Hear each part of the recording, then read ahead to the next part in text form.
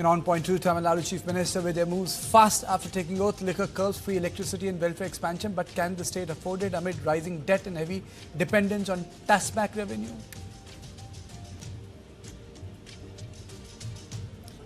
And in on point three, we discuss is Quad losing relevance as Trump engages China and America's Indo-Pacific priority shift. Questions are growing over Washington's commitment to India and the future of Quad.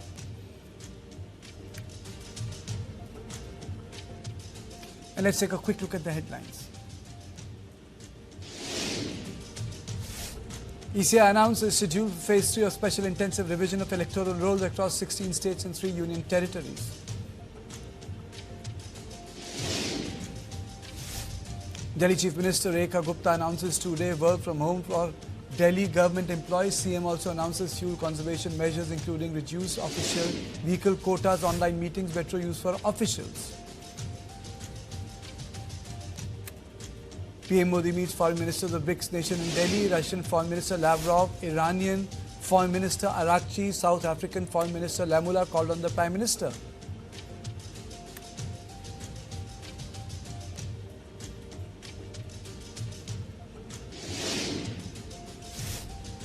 Iranian Foreign Minister's big claim at BRICS foreign meet. Araghchi accuses UAE of getting involved in military operations against Iran.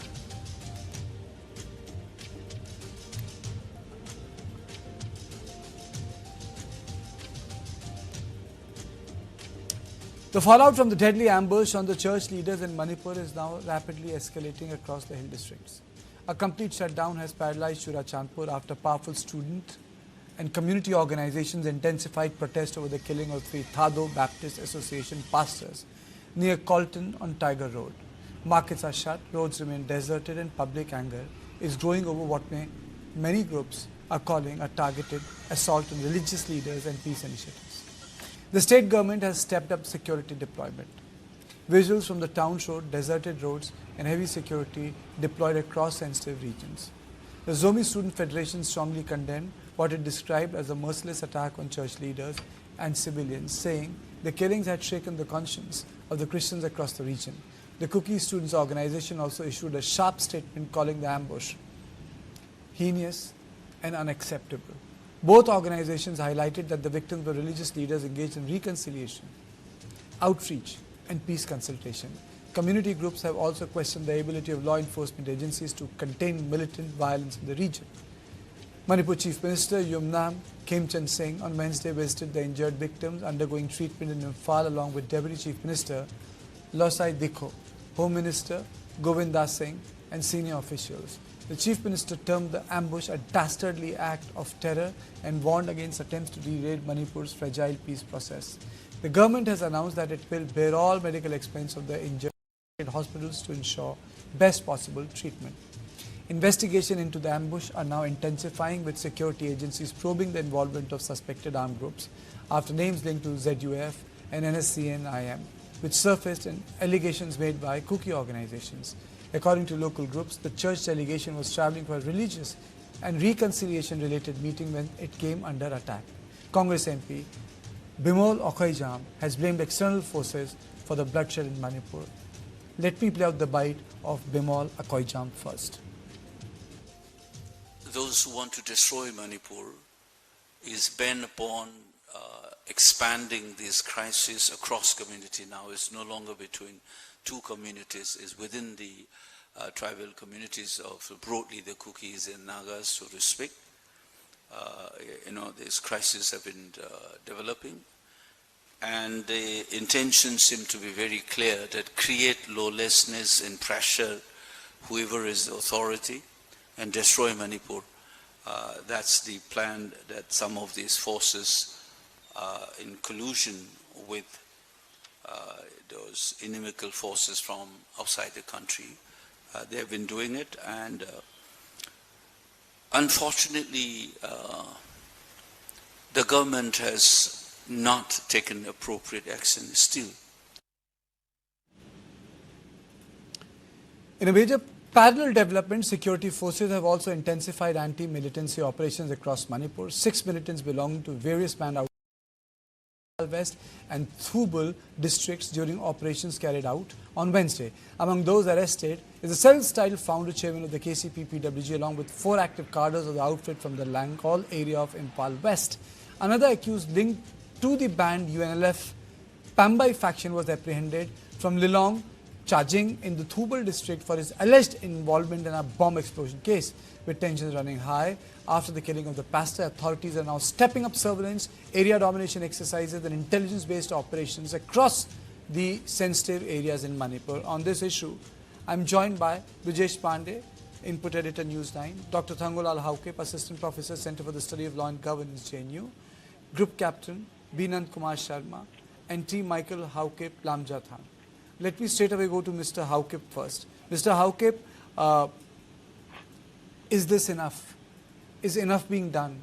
What should the state government be doing? Congress spokesperson is very categorical in saying that the forces from outside India are involved in such incidents. Mr. Haukep. Lamjathang Haukep. Good evening, Kartike. Yeah, there are certain narrative that has been coming up right after the brutal attack on the church leader. So the Nagas are manufacturing and running their own, spreading their own, narrative. The cookies are also doing the same thing, as if there is no law enforcement agency who is looking into the investigation process. And in the meanwhile, there has been a lot of, hostages captive from on the Kuki side as well as from the Naga side. That is also going on. And then another subsequent, ambush was there in Zhozangtek area in border between Churachandpur and Kampopi and Noni district, and from belonging to the Chiru community. So there has been lots of news after this thing. But the sad part is Manipur government did not take up satisfactory, measures, because compared to the Litan issue, when the Litan kept this thing, ambush was happened, immediately the government have, announced to give it to central agencies. When the church leader, an elder, a peace, maker who took an initiative, when they are targeted, the government did not take any decisive decision that this has to go to the central agencies. Because the Manipur government, yes, of course, the Manipur police is also doing their own this thing, but a specific agencies who is looking only into the investigation process, apart from daily law and order maintenance, has to be given, handed over, because killing of church leader who have nothing to do with the ethnic conflict has to be proactively taken up by the government. So no punitive action has been taken up. Okay. Yes. On the other hand, the Thadou Baptist Association also don't want to politicize the issues. Okay. They're going to bury the dead bodies tomorrow. So no satisfactory action has been taken up by the government. Okay. Okay. Dr. Thangulal Haukep, good to see you. How are you, sir? I'm good. Okay. Good to have you. Good to have you on the show, sir. Your comments. I will beg to differ with my colleague Bimola Koizam's opinion, always blaming, right? Right from the start of the conflict in Manipur, there has been a blame that many of these conflicts are coming from Myanmar or from Bangladesh or from beyond. I think this kind of perceived notion has to be looked into carefully. And 3 years back, I questioned such kind of view, saying that where is the evidence, right? So without providing any evidence, even Manipur state under Anbireng Singh was also engaged in a kind of disinformation, which the paramilitary forces and the Indian Army has found that there's no intervention from outside. So we have to look empirically through evidence whether this kind of claims are true or not.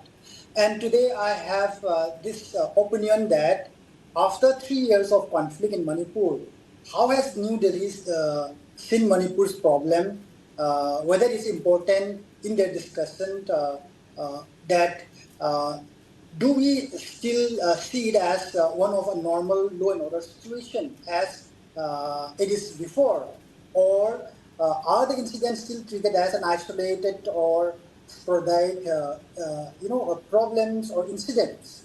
So, are we unable to see the targeted attacks which yesterday had happened in the forms of that has been happening for 3 years now? So there's a pattern of attacks on certain marginalized community. Are we unable to see this kind of pattern in the last 3 years? Look into the issue of indigeneity, look into the question of territoriality. It's all linked up. And if you combine all this, and try to look at it as a normal law and order situation, that is not a solution. And probably by now, everyone has known that this issue is a political one. And it need a kind of a political settlement, which I have been saying it for the last few years now. So New Delhi cannot afford to continuously treat the problem as an ad hoc situation with ad hoc policies and programs. Okay. Your opening comments, Mr. Sharma? Yeah, Kartikeya, it's very unfortunate incident. My first condolence to the families of the victim, and I condemn such act of terrorism, strongly condemn. And this is not only attack to the individual, it is an attack to the humanity or mankind. And it shows that there is a lack of law and order, there is lack of enforcement in terms of, law-making agencies and their enforcement agencies. So now we have been hearing for last almost 3 years the fight between the communities by arms group. Now they have started targeting the civilians. Earlier it used to target only the Maitai civilians. Now they have started targeting the other communities, the priests, the spiritual leaders. They have started targeting the spiritual leaders of the other community, which is very unfortunate, and it shows some other signal. It is not a mere conflict between the communities. It is much larger than what we see earlier. It is disturbing the whole scenario, whole peace process of the Manipur. These spiritual leaders, they are very instrumental in bringing the peace. They have very influence over the, thousands and thousands of people. What they say has got a lot of values, and killing them, it definitely shows that the peace process, which is trying by these leaders, are having attack. So it is not only on the attack to the individual, it is attack to the peaceful process of the Manipur. And the people are thinking the living separately will give more security and a safer life. It is incorrect. Living separately doesn't mean more security and more safer. Now we have seen earlier the problem was between the Kuki and the Maitai. Now it has turned into Kuki and the Nagas. It may some other time it may go on. So we cannot leave such type of activities on and on. So the government, it's a government's policy which is not allowing to solve the problem. So they must try to resolve the policy, rectify the policy, whichever have faulted earlier. The fault lines should be fixed, and the state machineries, especially the state police and the central security forces, they must work in conjunction and in cooperation. Now it appears that the central government, they are operating separately through their central security forces, and the Manipur government operating separately. Though the CM... Let me come to the moot point, Vijesh. Is Manipur just a security problem, or there are certain political issues which need to be resolved within the political social metrics? It is both, and this is something which we have been saying for a very long time now. I agree with Dr. Thangolal Haukip when he says that that to solve a problem like this, which has social metrics, which has the ethnicity divides, which has fault lines there, just ready to explode, if anybody tries to tinker with it, and then there's a security problem. But the approach has been extremely ad hoc. You have your governors being sent out. People have no idea about the lay of the land. You remember Governor Uike, Anusuya Uike, when she talked about, how forces they are not able to contain it, she was transferred. The fact of the matter is that, the way security forces and the Manipur police, until unless they act in unison, they act in cohesiveness, there is no way you are going to do a crackdown. And there is no central, attempt to make sure that they are working in cohesiveness. And that is the biggest problem. If you remember, there was a national, I'm just forgetting his name, there was a national security advisor who was the overall in charge of both police and Indian Army and the CRPF and Assam rifles. But everybody was working on their own separate issue. Or is Manipur just a reflection of a larger issue, which was part and parcel of our curriculum in college, Ms. Lamjatang Hauke, that the coverage of Northeast is episodic. It's during the cycle. And when there is no cycle of violence, then it's, the focus goes out. So in Manipur, if there is a violence, it comes, it's reported on the front page of the newspaper. But in between, when there is no real action being taken to restore inter-community faith or to work on those buffers, or as Mr. Haukip said, to have a political solution, there is no coverage of that movement because there is no such movement taking place either. Mr. Ramchandran Haukip. Karthik, main problem is with the people. So we may be good in blaming any others. Yes, of course, since we are under the framework of the Indian Constitution, we need to blame the authority, that's obvious. But apart from that, in my personal opinion, the people need to retrospect to themselves first, because first they need to understand that this portion of land belongs to us. The Prime Minister has visited Manipur and the President has visited Manipur. If you look into the speech of the Prime Minister and the President, it's very clear the hills and the valleys are complementary to each other. They cannot be segregated, that's obvious. And the suspension of operation agreement between UPFK and Government of India and Government of Manipur also clearly states that they will abide by the territorial integrity of Manipur. So if they don't abide, then they should not have signed it and they have to do something. So we need to have a talking space, and on the other hand, the people needs to understand their problem. I understand my problem. As a Thadou community, we relay our problem, our land problem, our resources problem, we relay it. Likewise, all communities, whatever grievances do they have, all 35, 36, 37 communities, if we want to assert our grievances, which may be political, which may be administrative, then we need to come to a consensus. Are you saying that people are not? Are you saying civil society is being irresponsible, not taking responsibility? Because of the presence of highly weaponized society, it's very difficult for the civil society and the MLS and whosoever to take up. But Government of India is engaging the armed group as well, who are controlling on the ground. So Government of India needs to put more efforts and expedite, because ultimately at the end of the day, it is innocent people who have faced who are the victim. Last time it was an innocent child, 5 months and 5 years, who just came from Guwahati to perform the cultural ritual activities. They came here to die in Manipur. And this time, who is a peace advocate, who is one such peace advocacy, a senior pastor, today he passed away, he was targeted again. So every day civilians have died. So, and nobody have claimed responsibility. Everybody condemned. Everybody, in the strongest term condemned. Everybody appealed for peace, but nothing sort of, improvement happens. So, where does the honest lie? The honest lies on the government. And yes, of course, government needs to, after having a popular government needs to identify those communities and then start a peace process and leave out whoever who don't want to join the peace process, who don't want to be in talking terms, let them leave it. And whosoever is in talking terms, who are pro-peace people, that needs to be, emphasized. The government is not emphasizing any pro-peace people who wants to have talks and meet. Such type of community level meeting or understanding have not been taken up by the government.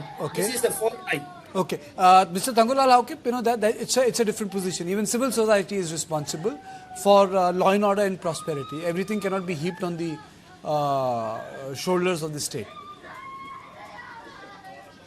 Kartike, when you have thousands and lakhs of automatic rifles, bombs and others in the hands of armed groups as well as different unknown, entities, then the civil society roles are minimal. They can play a huge role, but in this situation, power comes from the bearer of gun, and your sensitivity, your concerns for civil rights and others doesn't matter in such situations. That is why when there was a president's rule, there was an emphasis on solving all these issues. But Manipur problem as a whole, as a political analyst, I would say that it's a problem about political power, right? And the issues of territorial control. So this issue has to be resolved politically. Otherwise, one group, in order to claim swap of certain districts and certain territories as the ethnic domination, they would try to come up with different policies which are for peaceful coexistence.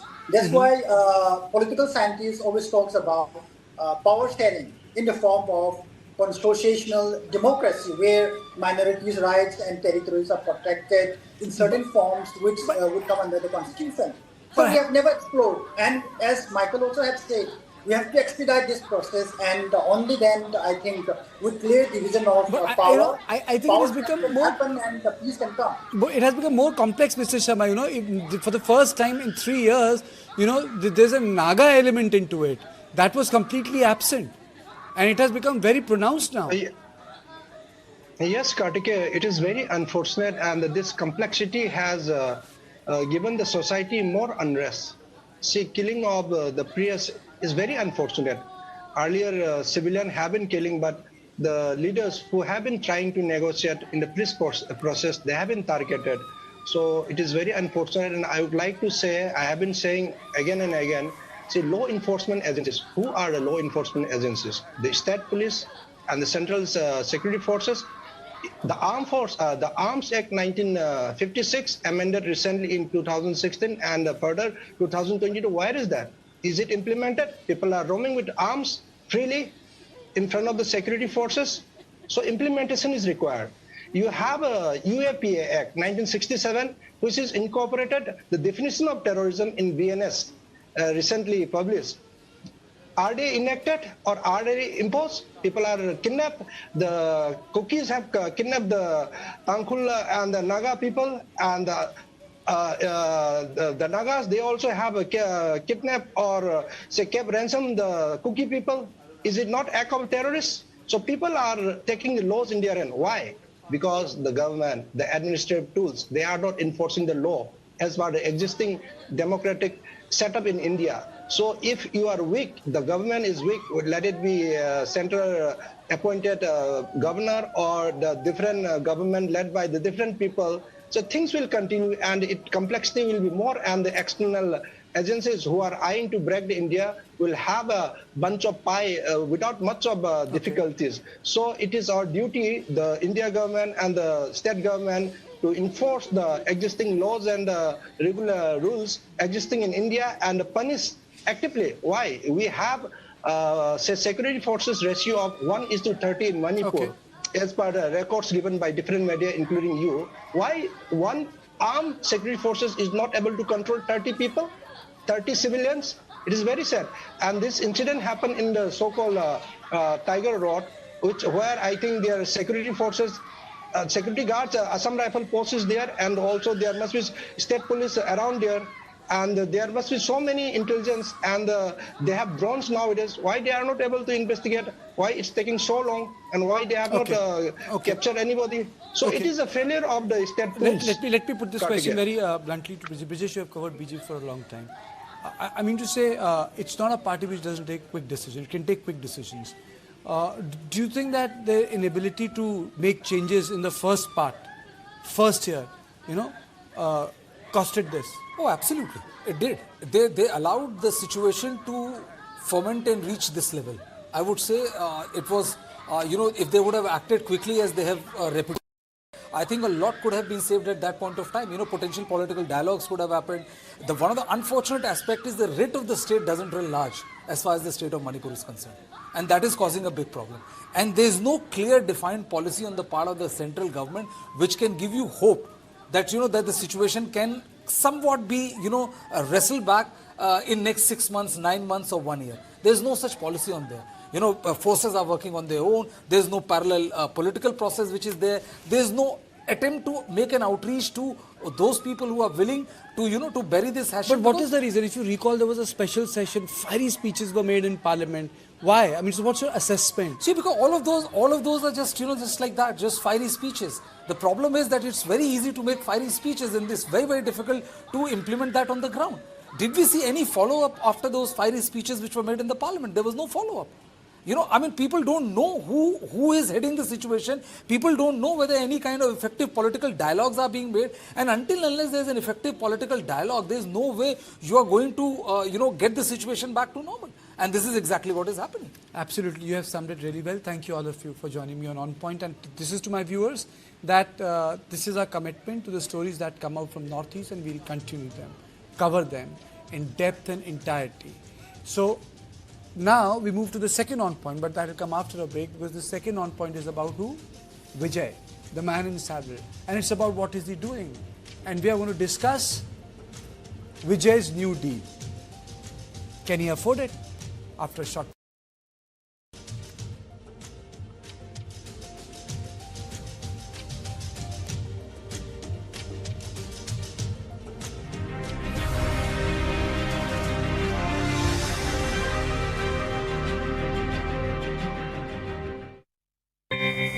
Arjun कुछ भी पढ़े memory में नहीं रहता।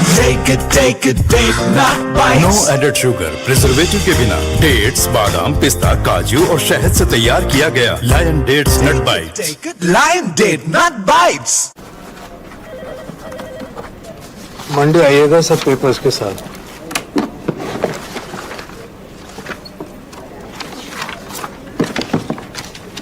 सारे papers हैं sir. Home loan के लिए बार बार बैंक के चक्कर लगाने से कैसे बचूं?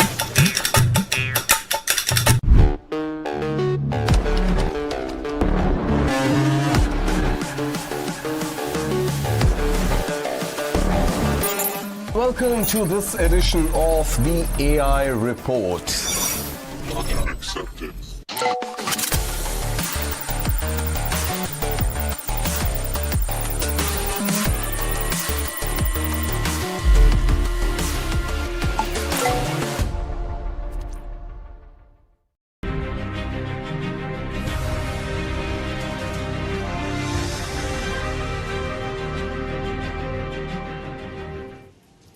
Just days after taking over as Chief Minister, Vijay has rolled out a series of high-impact decisions that have immediately grabbed national attention. From enforcing the 21-year legal drinking age more strictly to shutting down 717 TASMAC liquor shops near temples, schools and bus stands. Vijay's government is signalling a hard line on alcohol regulation. Sources also say that the government is considering reducing TASMAC operating hours with a proposal under review to shut liquor outlets by 8 p.m. instead of current 10 p.m. closing time. And there's more. The new Chief Minister has announced 200 units of free electricity for households and approved a dedicated women's safety unit. Moves clearly aimed at projecting welfare first administration. Vijay has also confirmed that the monthly financial assistance under the Kalyangar Women's Entitlement Scheme will soon be credited directly to the beneficiaries' bank accounts, under which women have been receiving rupees 1,000 every month as entitlement assistance. Supporters say Vijay is doing what many governments only promise, taking swift decisions within days of assuming office. They argue that the actor turned politician is trying to redefine governance in Tamil Nadu with speed, symbolism and strong messaging. But critics are already asking tough questions. Can a state so heavily dependent on TASMAC revenue afford aggressive liquor restrictions? And can a heavily indebted state afford to distribute freebies? In 2025, liquor sales reportedly generated rupees 48,344 crore in revenue. This made TASMAC the second highest revenue generating department in the state.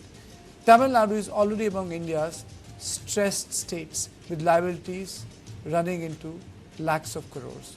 TASMAC alone contributes massive annual revenue to the state exchequer.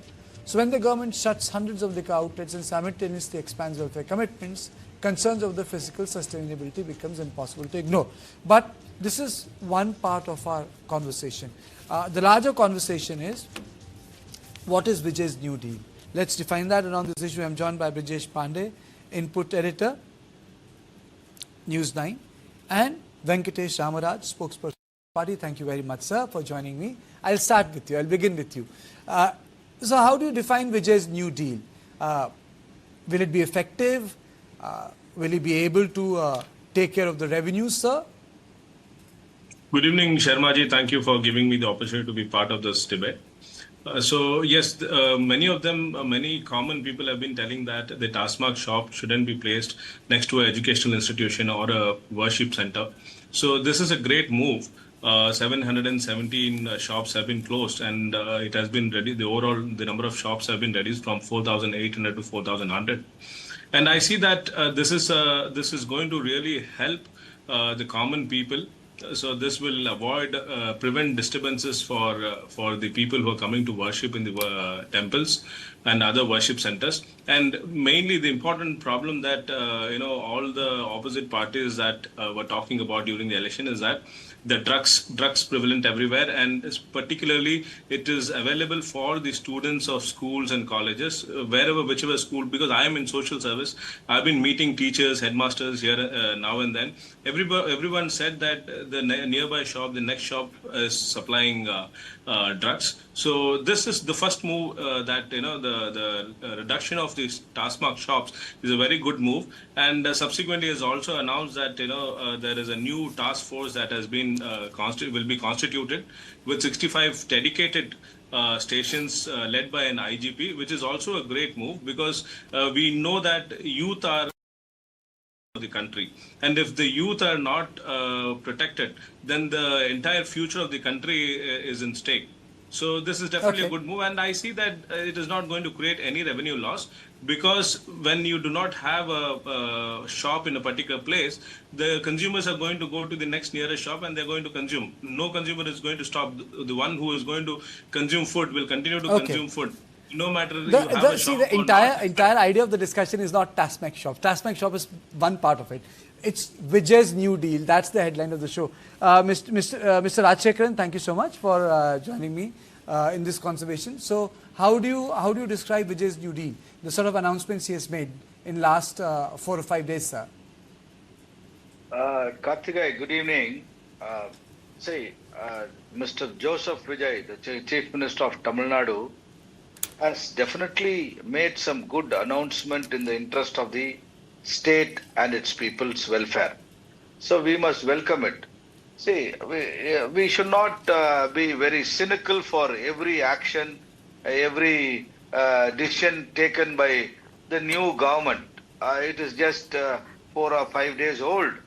We should give them some time, good time, sweet time to take some good steps in the reformation of the state and policies and other schemes. See, that is the way we have to take it forward. Instead, from day one, we cannot be attacking any government for that matter, especially this government. It's a new party. The TVK is a new party which was formed 3 years back. And Mr. Joseph Vijay, the Honorable Chief Minister, has got the mandate of the people of Tamil Nadu. And definitely, I strongly opine that good days are ahead for the state, and the people of Tamil Nadu are definitely looking forward, and he has definitely made a huge impact in the minds of the voters and the general public by saying he is one of the most secular chief minister ever Tamil Nadu has witnessed. I don't know who's attacking Vijay. The name of the program is Vijay's New Deal. I'm just trying to anticipate all this from my other panelist, who always has the regular habit of negatively speaking. I am taking the advanced lead. It's a democratic, sir. It's a democratic show. I'll tell you. People can differ. People can differ. See, I am in anticipation. I want to use this opportunity and This is an anticipatory he doesn't go on a hitting spree and accusing spree. So let him join with the bandwagon as we are praising. The whole Tamil Nadu is praising. So people come to know that Mr. Sriram is coming in even before he is there on the window. So Mr. We know, sir. That is why we are sitting here in the panel waiting for something. Before I go to Mr. Mr. I'm not an astrologer. See, I'm not an astrologer. But like Radhan Pandit Vetrivel. But I'm a lawyer. I can definitely use my expertise to understand, read the mind before I go to Mr. Sriram, Brijesh. Well, I think, the way he has exploded in the political sphere of Tamil Nadu is exactly the way he's taking decisions. We may call it welfare first, whether it's physically unsustainable or not. All of those are matter of 4 months down the line, whether it makes a great decision for a fiscal mess. I have borrowed the new American experiment during the Great Depression. That was the New Deal that the American president offered. But I think, if you look at the schemes which he said, that no alcohol shops near places of worship, educational institutions, and bus stations. I don't think anybody in his right mind is going to object to that. And that is a that is one announcement which I think should be welcomed wholeheartedly, irrespective of which political party you belong to. Second is about women's security. The kind of decisions which he has taken first. Usually what happens is my welfare is your revenue. That kind of conversation is there, that, one political party announces, ABC welfare scheme, we immediately started attributing, whether it will lead to fiscal mess or not. But immediately, when another party says this, then we start calling it revdi and all. I think, you can't find much fault with the kind of decisions Vijay has taken, and I think he has every right to experiment whichever way he wants to. He has exploded on the political scenario of Tamil Nadu like never before. We have discussed it. Nobody was willing to give him more than 2 to 5 seats. He has got 108 seats. So, it's absolutely, I agree with Mr. Rajshekharan. It's his time. And I think in another 4-5 months, until unless he goes completely 180 degree of what he has promised, there's not enough to, criticize him. Okay, Mr. Sriram. Mr. Sriram. Rajshekharan probably has not seen other interviews of mine or in the local channel. I've always said, we can't judge him so soon. We need to give him enough time for him to perform. Unfortunately, I told you. He failed to notice. I can't change European, and you have not seen. I can even send you some videos. And I always welcome closing, Tasmac shop, especially in schools, colleges, and the temples or place of worship, to put it in a nutshell. These are all welcome, boxes that are being ticked. Absolutely welcome. We need to give him enough time. One thing, Rajshekharan, I'm sure you all would have agreed to me, and he has confessed it with you, that this was the first chief minister who was truly secular, which means there were chief ministers, the immediate chief minister was never secular. That is what Rajshekharan means. Unless he corrects himself. Unless he corrects himself now. No. Hold on. It is not my admission, rather. Hold on. I said, this is the first chief minister who truly secular. Now, this is exactly what we want. We want. Please. Hold on. Rajshekharan. I was quiet. No. You are free to insinuate. I was quiet. Article 19(1) is guaranteed to I was quiet. Article 19(1) It's my turn. is guaranteed to I was quiet. Hear me out fully. I am very happy, as I told you all before. This is truly secular. I love Vijay going to a temple. I love Vijay going to a mosque. I love Vijay going to a church. And he sees religion at par. Not, only your target Sanatana. So Rajshekharan admits this is exactly what we have been saying. We want a chief minister who is truly secular. We had a chief minister who will not wish for any of the Hindu festivals. He will only wish for the other 2 religion festivals. These are some things which we don't want. Now Vijay does it, I am so happy. But I will go on an issue based. In this also, I didn't like what Mr. Vijay did. He signed an OSD, his first political appointment, and he signed it for it. In my opinion, he must have stuck to his decision. He must not have removed him. Why did he remove him? What sort of a pressure it is? It is giving up on him. After all, the DMK government had posted to whims and fancies, whoever were their chamchas, they were all given lovely positions. So if Mr. Vijay sees a merit in appointing this gentleman, why did he withdraw in few hours? Okay, that talks about it. So I will only question where I feel he is wrong. I have no problem at all. Okay. I only go on issue based. I don't have a partiality. No, I think that's a very, Mr. Shriram, that's a very good point. Venkatesh, do you think that, this was an avoidable first move by Chief Minister Vijay, first appointing someone and within 24 hours removing him? I mean, so a lot of people would say... I think Mr. Vijay would have consulted with the other aligned coalition parties before rolling out the order.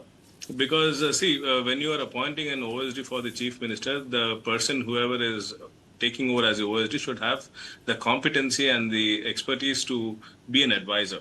Not just on the grounds of being a fortune teller or someone who is from a priestly class. So we definitely object this. That was a wrong move. But Mr. Vijay is very flexible. He understands the ground reality, and that's why he revoked the order. But going in the future, I think it was a bit naive of him to do it. A bit naive of him to do it because he got really attacked. He got attacked big time. Karthik, I would like to add, we have seen, we have been covering politics for more than 2 decades. We have been covering politics. We have seen so many bizarre decisions. So if you ask me really that was this the most bizarre decision ever taken? No, it isn't.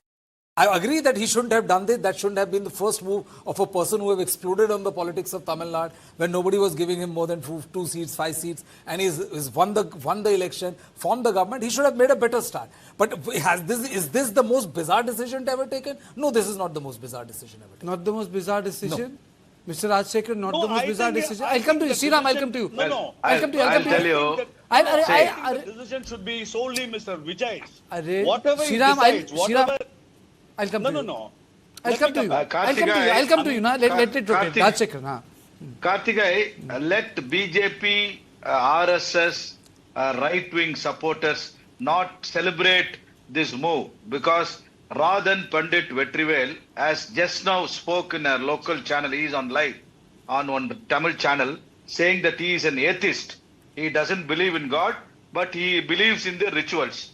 That's what his statement, his admission. So he was the spokesperson of Vijay's party.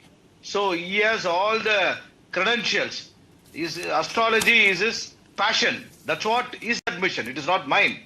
So BJP is trying to use... But he got the whole thing wrong. No, please. Let me finish. BJP RSS is trying to fish in the troubled waters, attempting by saying astrology, God, it has nothing to... It is not going to impact anyway the people of Tamil Nadu. The whole state is secular, except these right-wing groups like my friends on panel and others. They keep on speaking all this, and they can only one seat, or otherwise if we call it Vatta vote Bajaka. That means it is a Nota party. Single vote BJP we call it in Tamil Nadu, the common man. So in lifelong they want to always do this polarization of saying that Hindu, see, everybody is Hindu by practice, everybody is Christian by thought, everybody is Muslim by their thought process. That is Tamil Nadu. Tamil Nadu is a unique state. Tamil Nadu is a different state. You cannot do this communal politics, Hindutva politics in Tamil Nadu. It doesn't work. See, Joseph Vijay has become the chief minister. They tried all the games. They said he's Joseph. What? People voted no. How many votes you got? You got 1 vote, that is in the hills, in the Ooty foothills. You got 1 seat. For that you are speaking so much. Achha, okay, Rajshekhar, please, you should allow... No, please. Okay, please, Joe Hard, please don't talk. Okay, Shriram, you are triggering a lot of emotion. It's unbelievable. I mean, you triggered so much of strong reaction. I don't change my positions. I don't change my position depending on who's winning. I say whether I make 1 MLA or from 1 MLA when I go to 207 MLA, I remain in one particular position. I make my observations as an observer. Where Vijay did right, where Vijay did wrong. My point is very, very clear. As an OSD, he has every right. Let me complete, sir. नहीं Rajshekhar, no, Rajshekhar, no, let Sriram speak. You must remember BJP is ruling the country for the third time. You must remember BJP is ruling 22 states. One Tamil Nadu is what you can stay on. Just go of Tamil Nadu. Can you win? You think and see. So just don't keep harping Tamil Nadu. Okay.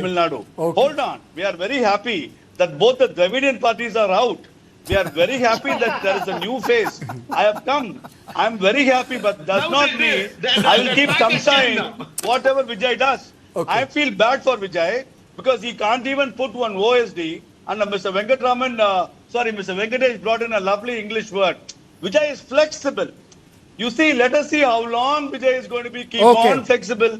Whatever he does, Vijay will change. Or if he is forced to change, I'm not saying he will change. Or if he is forced to change, Venkatesh will come and say, Vijay is slow flexible. He will listen to whatever Closing comments from Venkatesh. Closing comments. Closing comments from Venkatesh. Closing comments. Head of the state has to be flexible. RSS and BJP will never be flexible. They will stick to their thought of Hindutva nation and converting this entire country to Hindutva. They're talking about 22 states. They have not been democratically elected, but they have come to power by defection, by poaching MLAs and MPs from other my debate got deviated. I wanted to talk. Mr. Sriram should laugh on himself, not on others. Okay, thank you. This is all I had on second on point because I've really run short of time. My other guests are waiting. The entire idea was to discuss Vijay's new deal. I think there was no new deal in my the conversation. The entire thing came down to what happens to Vijay in next 5 months. I think he still Brijesh has lot of space left. Still has a lot of space.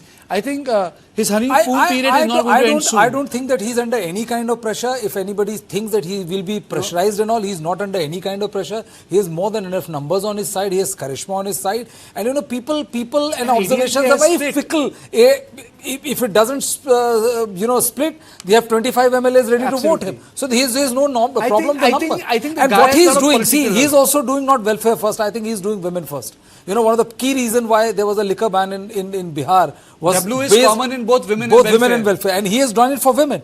And all of these places of worship, schools and all concerns women electorate like anything. Absolutely. Thank you, Brijesh. This was on point 2, but let me straight away go to on point 3. And this on point 3 is about Quad. Is Quad slowly losing relevance? Now, United States appears increasingly disinterested in quadrilateral grouping involving India, Japan and Australia. Is Washington recalibrating its Indo-Pacific strategy away from India? And most importantly, should India continue betting on Quad as a pillar of its regional security? Despite years of high-profile summits and ambitious announcements, there are increasing concerns over whether the grouping has translated rhetoric into meaningful strategic outcomes. Even the expected Quad summit in India remains uncertain, fueling questions over the seriousness of the long-term American commitment. Supporters of the group argue that the Quad has strengthened maritime coordination, strategic signaling and regional deterrence against China. Many flagship initiatives involving infrastructure, health, security, emerging technologies, economic cooperation have failed to produce transformative outcomes. And most important of all, the big wants to cut a deal with Xi Jinping, and that's the biggest worry. So on one hand you have Quad and America trying to treat India like a frontline state, but on the other hand, Americans have a hidden agenda, and that is to have a good, nice deal with China. And on this issue, let me straight away go to Professor Swaran Singh from JNU. Sir, what is the future of Quad, keeping in mind the temperamental foreign policy of Donald Trump? There is no doubt the fact that Quad summit hasn't happened since September of 2024, that was the last time.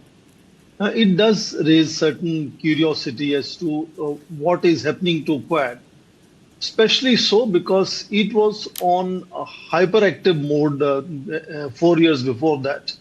So from 2021 to 2024, we saw 6 summit meetings, 8 foreign ministers meetings. Before that, we also saw in his first term, President Trump taking enormous interest in turning Quad into an anti-China platform, making the Pacific Command into Indo-Pacific Command. So that hyperaction, I think, is also something that makes Quad look like virtually on the margins. But if there are internal disjunctions, if some members have changing priorities, this is normal of almost all organizations. All platforms go through that exercise. India's core principle of non-alignment has moved to multi-alignment, for example. So things do change, definitely at the kind of level of strategic signaling to China and Russia. That is not happening in Quad anymore. But I think there are other areas, for example, Malabar naval exercises, which brings 4 navies together, or Indo-Pacific, maritime domain awareness initiative is there. They have initiatives in critical technologies, in rare earths, etc. So Quad is not completely dysfunctional in that sense. Foreign ministers are meeting. The next meeting is due in Delhi next week. They have had 3 meetings since the second term of President Trump began. So I would say that definitely Quad has transformed into a relatively low profile kind of a grouping now, where it is functioning, and India accordingly will kind of put that much of investment and attention. But doesn't it also, sir, erode the trust, because there is also a feeling within the establishment that Americans can drop any arrangement like a hot potato if their core interests are served. If you recall, I'm forgetting the name of the gentleman, they said they're not going to make the same mistake they made with China when it comes to India's development.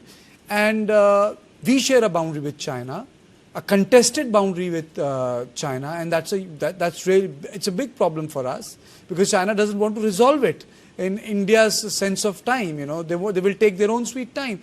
And then if tomorrow Trump cuts a deal with Beijing, then, you know, it left us high and dry with our own neighbor. I think I am more than confident. The fact that Trump looks at China as a systemic challenger, there is near impossibility of the G2 kind of cutting the deal and just 2 nations beginning to kind of work together in organizing. Then what's your assessment of this meeting, sir? Then what is the of this meeting? This meeting is clearly showcasing tactical kind of stabilization of relationship into competitive coexistence. It's not trying to reform or transform their relationship. Both have their enormous domestic limitations, political turmoils on both sides. Trump has largely economic issues at home. She has political issues at home. So that relevance of India is not disappearing, except that given the fact that there have been Ukraine war, war in Gaza, war in Iran, has clearly distracted the American administration and leadership. Trump particularly is unique in many ways. He's a guy who believes in deal making, talking to national leaders directly beyond going through protocols and institutions. In fact, he listed recently 65 international institutions and platforms where he wants to withdraw from and leave those. And in that sense, it's an unusual situation. And that has not just impacted Quad, but impacted a whole lot of other platforms where President Trump, NATO would be a great example. I mean, the backbone of American global leadership is again in a disarray, and European nations are looking for solutions by themselves. So Quad is facing exactly same as several other institutions are facing, which is a little disregard from President Trump individually, not institutions of United States. I don't believe the power elite of United States doesn't have faith in Quad. But right now it seems Quad is not being very hyperactive at the level of summit meetings, which was happening in 2024.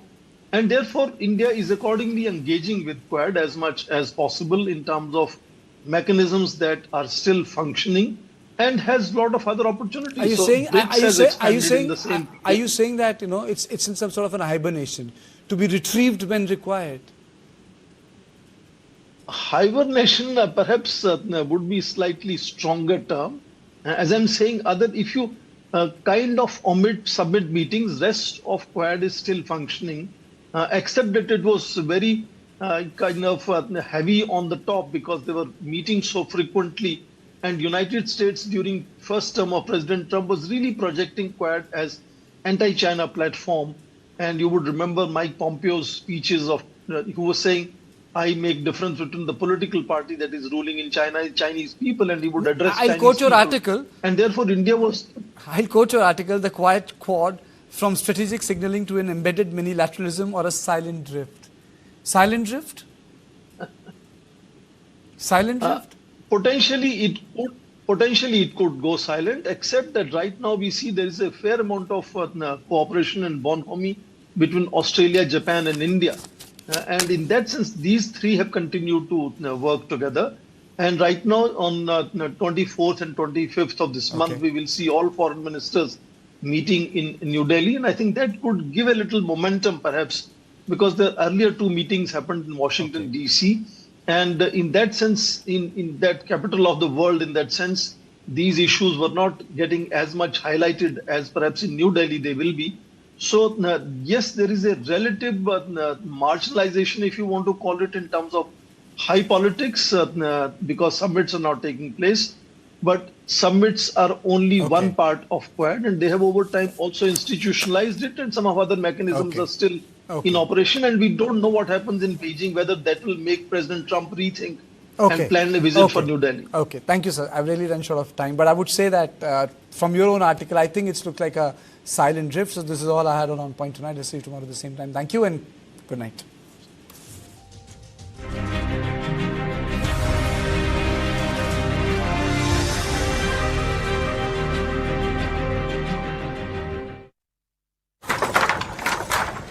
First Battle of Panipat, 1914.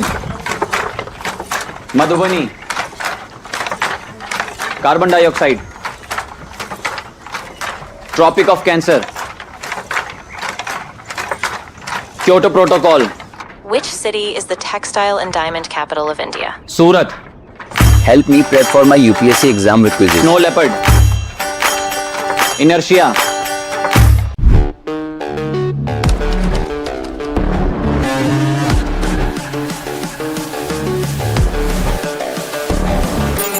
Welcome to this edition of the AI Report. Not accepted.